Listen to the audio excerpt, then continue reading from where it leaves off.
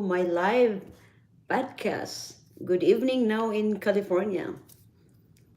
Uh, I really miss Mama San, no? Wala siya naka-appeal for many days now. And also to Marites Grino, I hope that she feel better. And it's not what it means.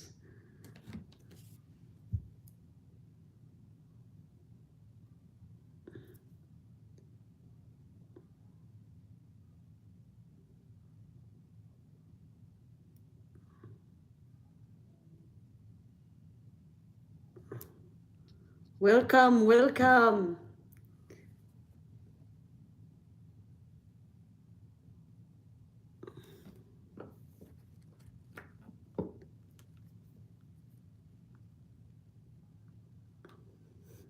Oh, I don't have somebody asked me about property.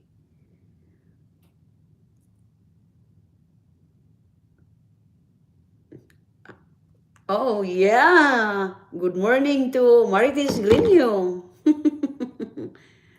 So, I was just wondering, how's your hand?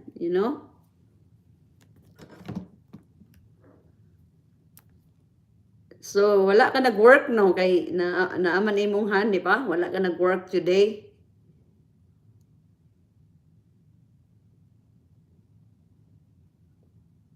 Hi, good morning to, you know what? I really don't know who is the winner of yesterday.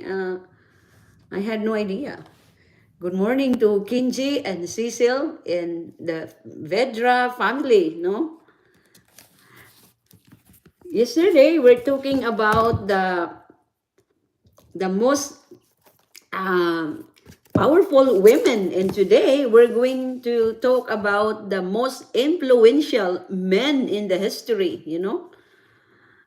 And you will be surprised kung kinsa ang number one. So wala ka work. Oh my. Oh, good morning to, oh wow, to Lucky Muridas. Good morning to you. I was surprised. You're joining with me, no? If,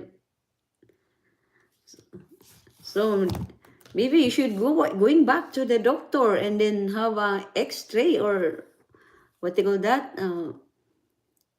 MRI, no? So good morning to everyone, to uh, the Bedra family and Lucky Moretas and Evelyn Antique. Good morning, no? Si Mama San, wala si Mama San kay uh, Aldred's, yeah, the Gumba family. Gumba ang last name or Masiba? Or si Alili ang Masiba, no? Si Alili ba ang Masiba or ang last name ni mo? Waiting ta ni Heidi. Si Heidi kay very busy man because of her business. I'm glad na the business of Heidi is doing well. Sige pa ulan sa Cagayan na sige daw ulan sa Cagayan daw na ingon ni Arlene, no? Arlene Vilandres, no? Nakita na ko ang yang kanang picture naibaha sa ilang house. Dapat magbalhin na sila sa ilang house kay sige og baha. Oh, hi to the co-workers of Marites Grino, no? Good morning in Japan. Yeah. Shout out to Alice Nishizawa. Hi, good morning to you, Alice. Hi, hello there. Good morning. And someday I'm going to visit Japan, no? I think na open na ang Japan for the tourists, right? I was reading that in the news. They already opening now for the tourists. But I was just wondering if there is a quarantine. That's the reason why I don't like to travel, because of the quarantine, especially, if you have a kid and then you need the quarantine, even 5 days, it's long for the kids. It's very long days. So that's, I wanted to going home to the Philippines, pero, or mag-travel, pero ang problema, the quarantine. I don't like it. That's why. Yeah. So now I quarantine sa Philippines, karon? Hmm? Yeah, I'd like to, I was thinking to going to Puerto Vallarta, Mexico, you know. Oh, good morning to, speaking of Arlene Belandres. She's now with us, you know. Good morning to Heidi and good morning to Edita Kabasi. Heids, kinsa ba ang nidaog yesterday, Heids? Wala ko kabalo no, kinsay, nagkinsay nakadaog yesterday. Mary Justin. Oh, Mary Justin Antique. Okay, sister of Evelyn. Hmm? Hi, good morning. Uh, so according to Heidi, wala pa niya na-post ang video. The raffle yesterday, pero wala ko kabalo kung kisay ni Daog.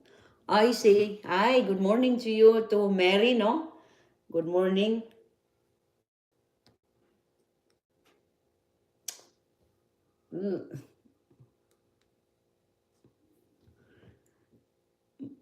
Mag-wait sa ta sa uban, Heights. Oh, first time no si Mary no naka-join sa karon nga live.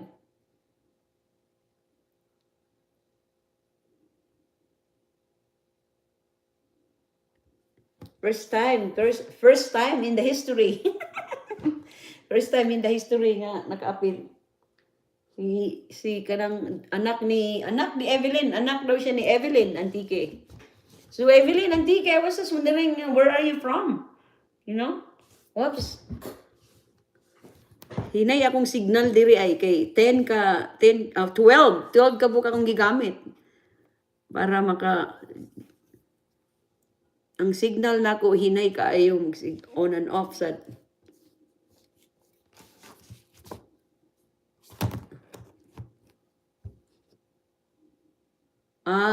I say, yeah, you'll never know, makadaog siya, no, di ba?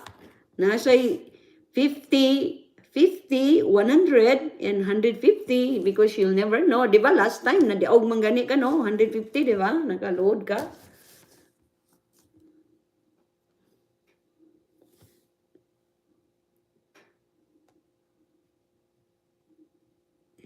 Hinay sa danga kong signal dire. Daghan kay ko gigamit ko ang kabuok. Apil pa kay Bibi. Naggamit siya.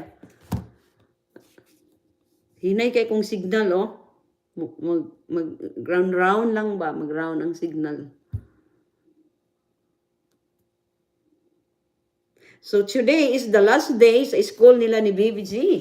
So naa sila vacation until April 25, magbalik ang ilang school. And we have a ticket na for Disneyland. We're going to Disneyland. Nakaadto na siya sa Disneyland, pero she is a baby. Mga 2 years old siya, man siguro, nakaadto siya sa Disneyland. So, dili siya, wala pa siya nakahadumdum kung unsa adto iyang gipang kuan sa Disneyland. Ako, nakaadto na ko Disneyland, no, kadaghan na, pero gusto lang nako nga dalhon si Bibi kay makakita siya kay dako naman siya, so that's why. So we had a ticket na already, no, nanay mi ticket, nagbayad na si Gigi, bayaran pa nako siya. Ako man bayad sa ticket. So coming sila no sa 14 si Gigi. Hides, magsugod na ta, Hides. Heidi?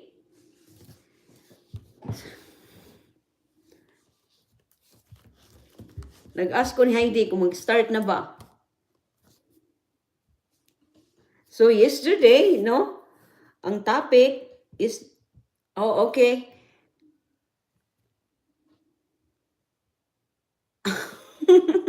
Sure, my friend, you know.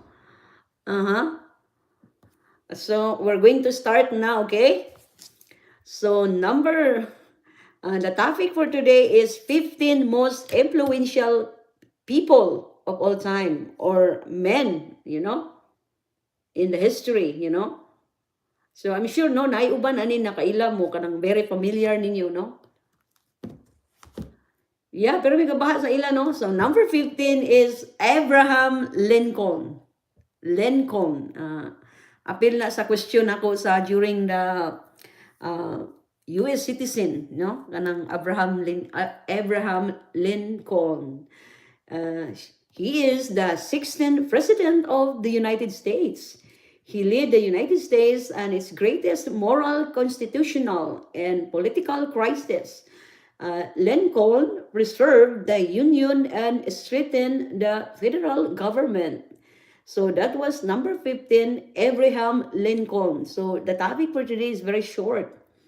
So number 14 is Mahatma Gandhi. Mahatma Gandhi was the preeminent leader of an Indian independence movement in British ruled India. He led India into independence and inspired movements for civil rights and freedom across the world. Gandhi has inspired people all over the world to do great. So this Mahatma Gandhi is, I think he's a good man because he has inspired people all over the world to do great. So that was number 14. So number 13 is Socrates, no? Kabalo mo na siguro kailang mo ni Socrates, no? Famous gani siya sa school, di ba? Kanang mga topic sa English nga mga topic, no? Sa una during high school days. So I'm not sure kung napa ba sa college kay wala na ko nakadumdum sa time nako kung napa na regarding mga Socrates o mga Plato or gatong mga sa una mga Caesars, pero I think usually sa during the time of high school. So Socrates was a great philosopher and was one of the founders of Western philosophy.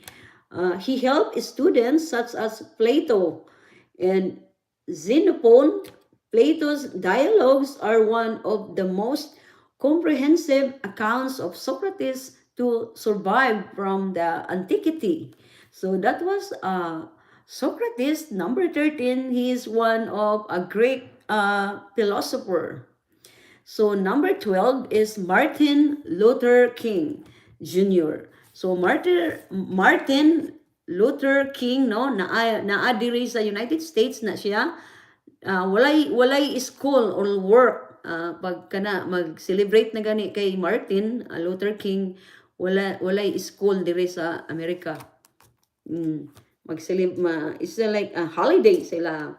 So Martin Luther King Jr. was an American Baptist minister and activist who was the leader in the civil rights movement.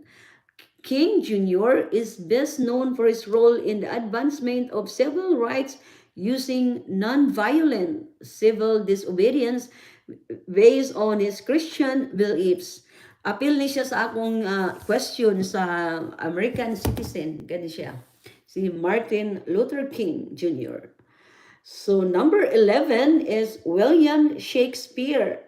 Kabalo naman mo William, no? Famous ni siya, no? Naagya po na topic during high school days, no? So William Shakespeare was an English poet, a playwright, and an actor. He is considered to be one of the greatest writers in the English language and the world's preeminent dramatist.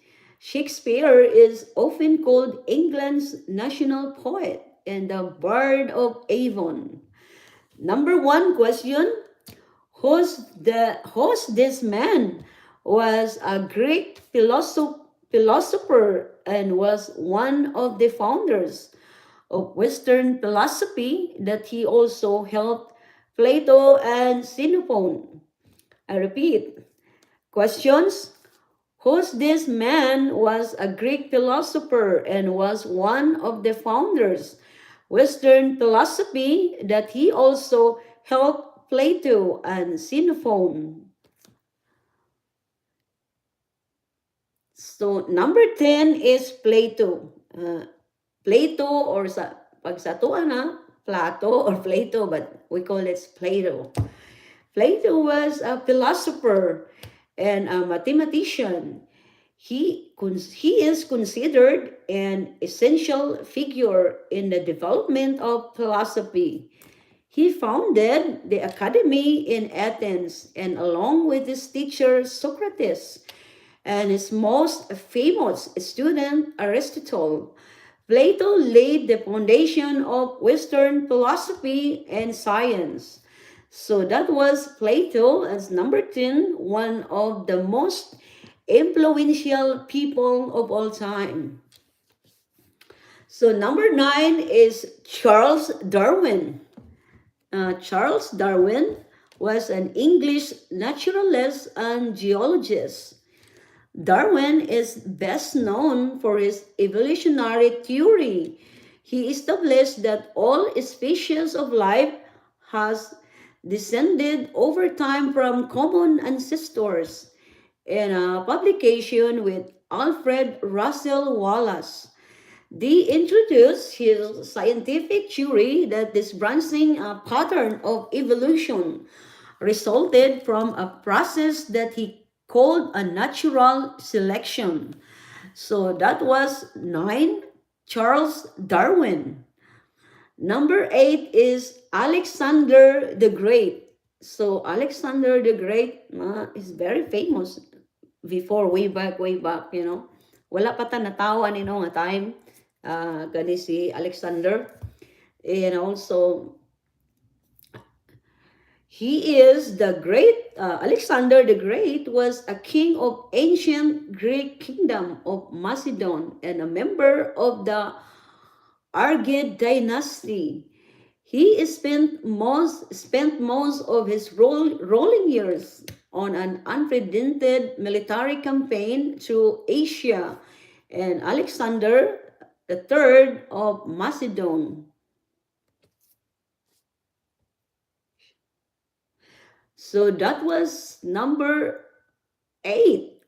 So number 7 is Galileo Galilei. Oh, the same, it's pareho same sa last name nila ni, di ba, na Galilei, no? Sa ani?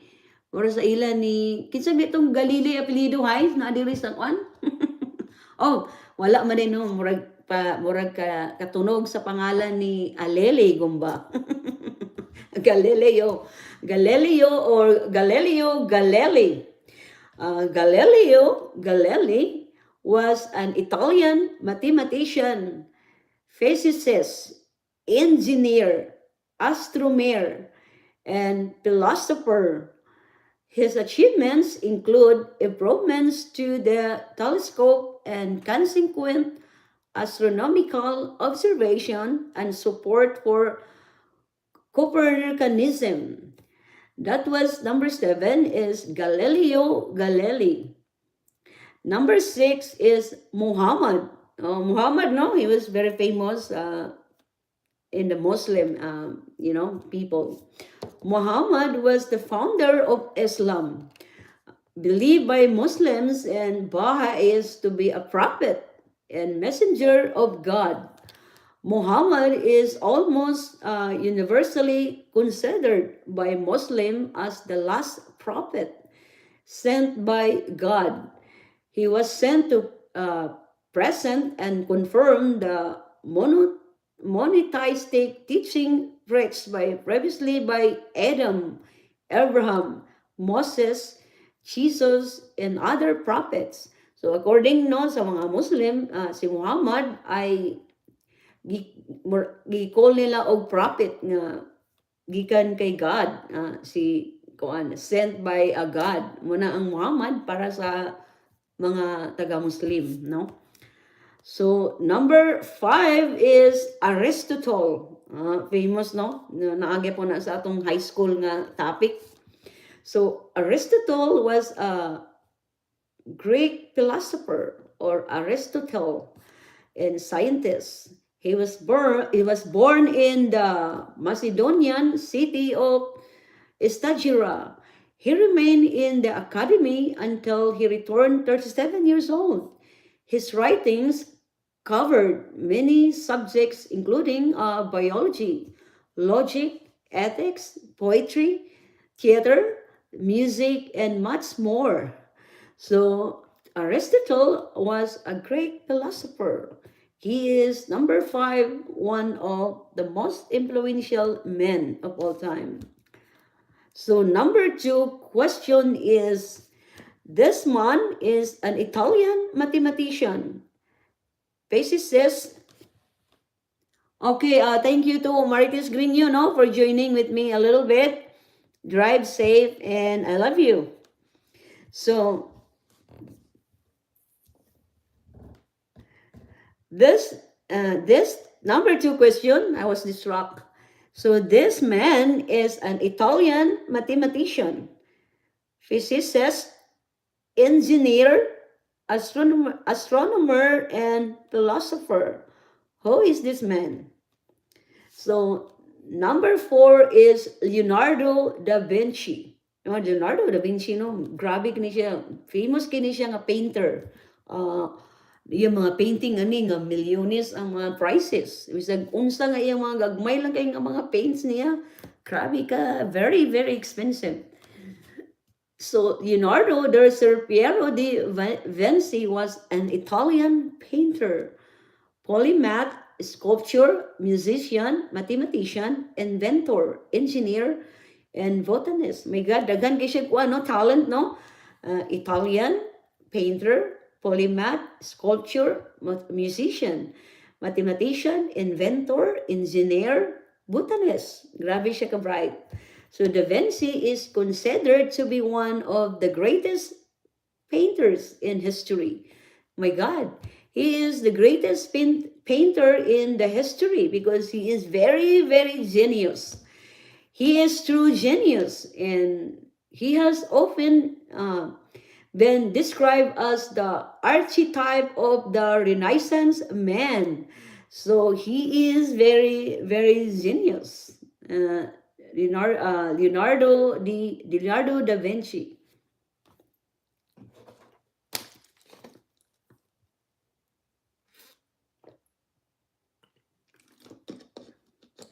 So number three is Isaac Newton. Isaac Newton, naman sa topic sa high school days. Kadumdum ko na gyapon. Sir Isaac Newton was an English physicist and mathematician.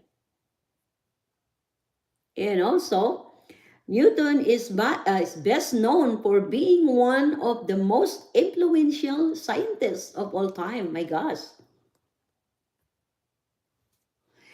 And of all time, and as a key figure in the scientific revolution. So that was Isaac Newton. Isaac Newton was an English physicist. So bright kay sila, no? Kani nga mga tawanan, no? Kani mga laki, ha? Mga bright kay sila kayo, mga genius, So number two is Albert Einstein. So kani siya bright, kani siya kayo.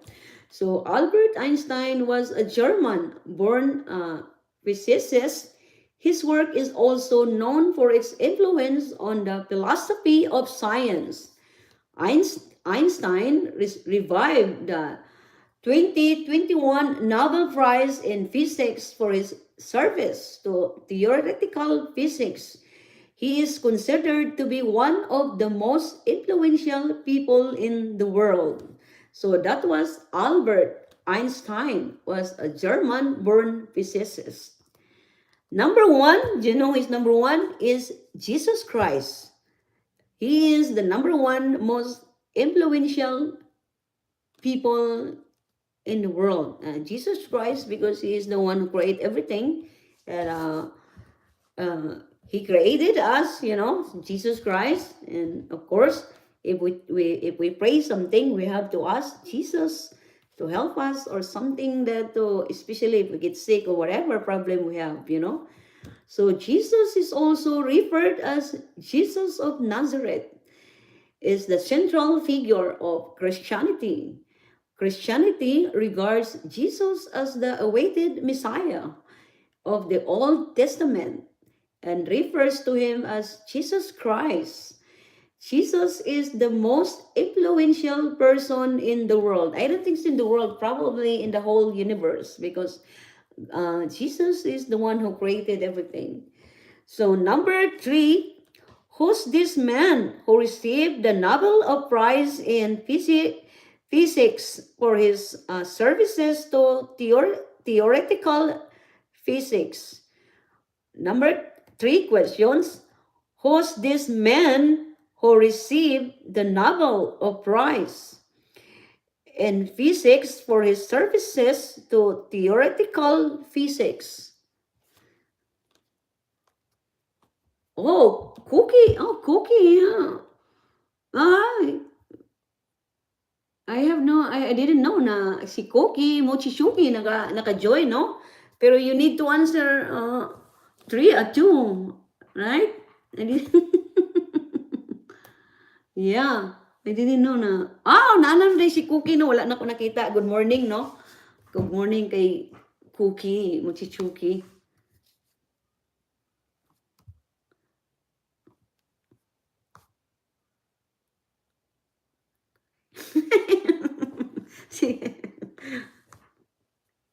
na.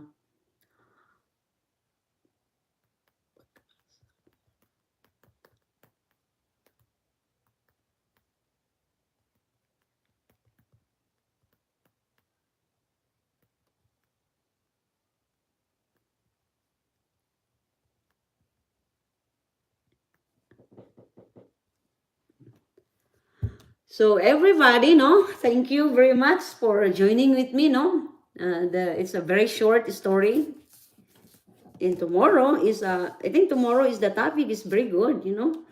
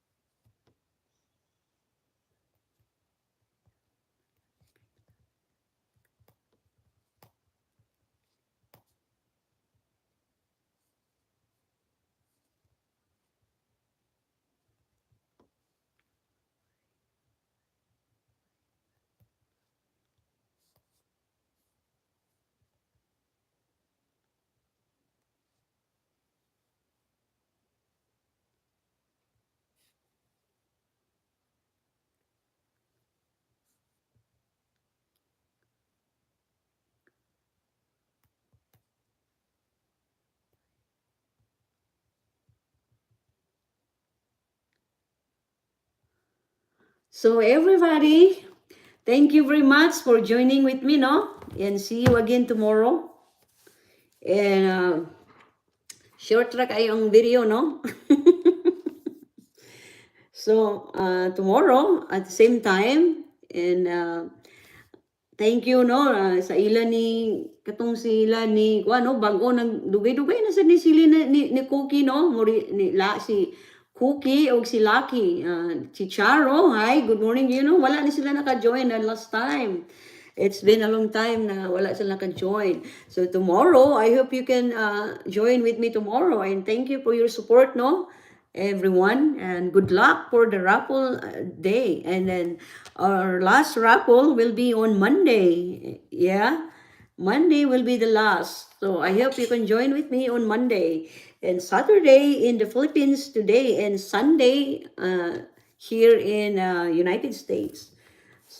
So thank you everyone for joining with me, and good luck to all of you, no, and goodbye, and see you again tomorrow.